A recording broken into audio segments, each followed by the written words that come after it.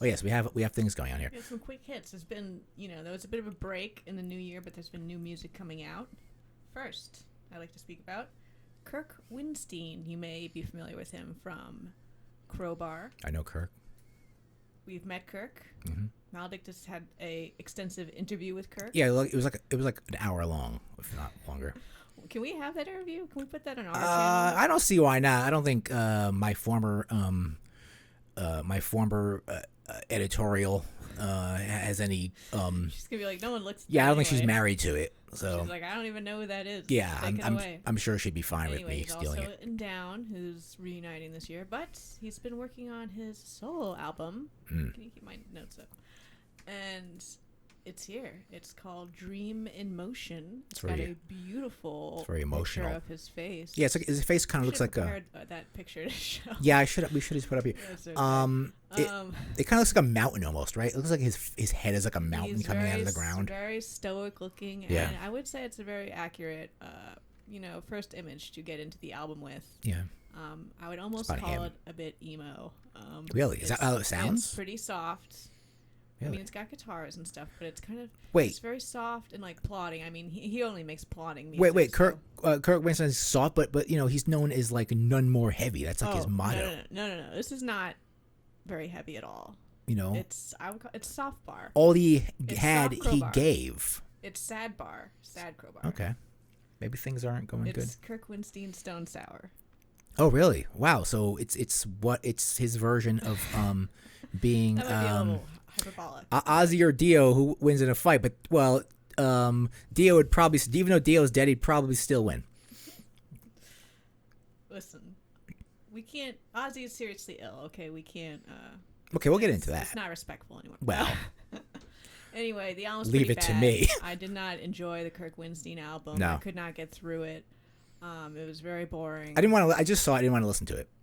It was the whole time I was asking why. Very interestingly, though, he closes out the album with a cover of Aqualung. Oh, I heard you listening to that before. I was like, oh. Now, and I was thinking, who did that cover of Aqualung? And I was thinking, I heard somebody did a cover. Oh, I remembered it was Kirk Windstein did the cover of Aqualung. It's a very emotional song. It's fine. I mean, Aqualung's a great song. Aqualung, my friend.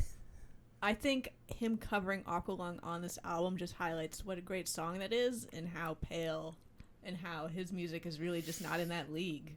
It's like, why did you do that to yourself? Yeah, that's an interesting. Like, you covered a really like musically complex and interesting song. Did he do it well? I mean, it's kind of a proggy song. Yeah, I know. He doesn't strike me as proggy. It was fine. Yeah. But. Richard Torres, Ozzy or Dio, who wins in eating what? Tell me what. Tell me what. That's very specific. What else do we have here? Okay. Convent. Convent. That's like the hot new shit right now. What's that? It's a debut Death Doom album from some. Are they from the Netherlands? I think. Are they from Copenhagen? They're from Denmark. No, it's Denmark. Are they? Never mind. They're Scandinavian, 100%. Yeah. But there's a lot of hype on them. It's a debut album. They're getting reviewed by all the major outlets. And it's fine. It's a little boring, but it is Death Doom, so that's what you get. I haven't heard of this. Want to hear the hot new shit? You should listen to it. This is like the new thing. This is the new cool thing. This is like the new cool metal album that everyone's into. I mean, I might die down, in the coming months, but yeah, it was a bit hyped up for a debut album. It's the album of the week, you could say. I mean, I don't want to say it's because it's like a Death Doom, like a serious Death Doom band, and I think all the members are female, which is pretty cool. Okay. I guess they should get extra points. Did that come naturally? Or they just did it on purpose? I don't know. I have not researched. Yeah. It. No, they just look like real people. Yeah. Like that's why like we have to have an all-female like band. They weren't constructed by. Yeah, like some. Well, even if they're not Barbies, they're just like regular girls. They can construct it themselves. They could just be like, we're just gonna cool girls, so it's fine. Right, and we could just do that. They could be like, we're gonna be an all-female band just because that's our gimmick. Well, that's the thing is like I'm hoping that this is more of a thing of like it's not the gimmick, it's just how it happens. Okay. It's like it just happened naturally. Just girls around. Yeah. They went to a girls' school or something. There's no guys around. I mean, yeah, it's not like they're trying to sell themselves as a girl band. They just are a girl band. Fair enough. Anyway, another Annihilator. From Canada? Did you know Annihilator has been releasing albums no. this entire time? Canada. We don't know what's going on up there. Anyway, I listened to this. It's called Ballistic, Sadistic, and it's terrible. They've just been making albums ever since like Alice in Hell. They've been making. I mean, there might have been a break, but there was like that was the the biggest last album song. was like 2015 or 2017 or something like that. Like they haven't had hits since like '89. Alice they're in still Hell. working really hard. The album was pretty bad, but it was like so bad that I just like kept listening to it, and it was just kind of funny. Only if Canadian It's bands. like this one song, it's like fuck your attitude, fuck your attitude, fuck your fucking attitude. I'm like, wow. I'm like, this is terrible. They're but just getting all I'm listening to it, and I'm not stopping. I think I listened to the whole song. catchy. So.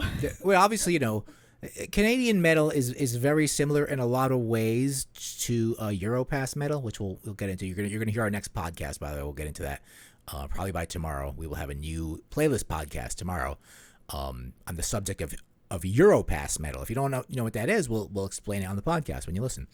Okay, but Canada kind of needs its own version of that. And finally, the other new music out this week or last week, Midnight. Midnight. Now I just learned, I like Midnight a lot, and the whole time I thought Midnight was a band. This guy, I swear. Midnight is not a band. It's just a guy. It's like I've seen them multiple times, and it was a band. But obviously, you hire musicians. But being out there in costumes and stuff, I figured, just a bunch of guys that knew each other. But no, it's just a guy, just like Joel Grind. It's just a guy. Midnight. So. I can't believe you didn't know that. Never knew that. That's like, all these years, that's like never knew that. The number one fact. I just never knew that. I guess I never looked them up on Wikipedia. I'm just like, these guys are from Cleveland, and they're a metal band. That's really all I need to know. Yeah, and I liked their stuff, and I didn't know they were in a band. I didn't know it was just it was like a Fenris thing or a Joel Grind thing. But that's inspiration for anyone that can't find a band, anyone that can't put a band together, maybe has some minimal music talent. Don't worry about having a band. Do it yourself. If he could do it, if this guy could do it, if Fenris could do it, if Joel Grind could do it, you could do it. So be inspired. Make your own music. I saw an interview with him, and he said the main reason to do it was he was tired of asking people's wives for permission to go record albums at his age. He started it That's true. He probably started when he was young. Years ago Yeah. or something. So he's been doing it all that also long. not young. So. Yeah, he's not a young guy under there. So he's not some new spring chicken starting this. I mean, he's been at this obviously for a while. We don't, he's probably in different bands. Maybe some bands we even heard of. Who knows? I don't know those numbers. So you've known the bands he's been in, and there've been nobodies, or? Well, he's on the, you can look him up on the that's Metal true. Archives. You can just look him up. Yeah, that's true. They've got him his catalog on there. You can go read his pedigree. There's no top secret metal information. Not even it's all there. I mean, it's about as secret as you can get, but the Metal Archives will know. Yeah, they probably even knew about Ghost before all that stuff was real. I'm sure they did. Sure no one just bothered looking. Well, no, actually, they probably didn't care because they're like, Ghost isn't metal. Oh, that's true. Yeah, and Ghost wouldn't even be on there. Tobias Forge hasn't been in a metal band since Repugnant. Which is like in the the late '90s. They're like, what do we care who Papa Emeritus is? That's true. They didn't, and they didn't get into like a pop band, and it kind of went from there. Now it's like pop metal. But the Metal Archives, obviously, they determine what is and what isn't metal. Maybe you have a favorite band, you look them up and they're not on there because they're not considered metal. We're supposed to talk about the album briefly. You just wanted to talk about Ethnar. Yeah. Did you like it? I know you actually listened to that one. Yeah. It was pretty much their usual thing, which is fine. I mean, they're not the kind of band that's gonna make a huge change. But the last song was Drag Me Down by the Fire, whatever it was. Drag Me Down by the Fire. I believe it's called You Can Drag Me Through Fire. Drag Me Through Fire. That was close. Drag Me Down. I'm close. That was the only song I was like, oh, this is kind of different. But I didn't say the album was bad. What did you think was different about it? It kind of started a little bit different. It just had a different feel to it. A is... little more rock feel, a little more subdued feel to it. A little less aggressive, a little more rock and roll to me. Well, I think Midnight's in their very, very subtle way of evolving, which is like an inch. Yeah.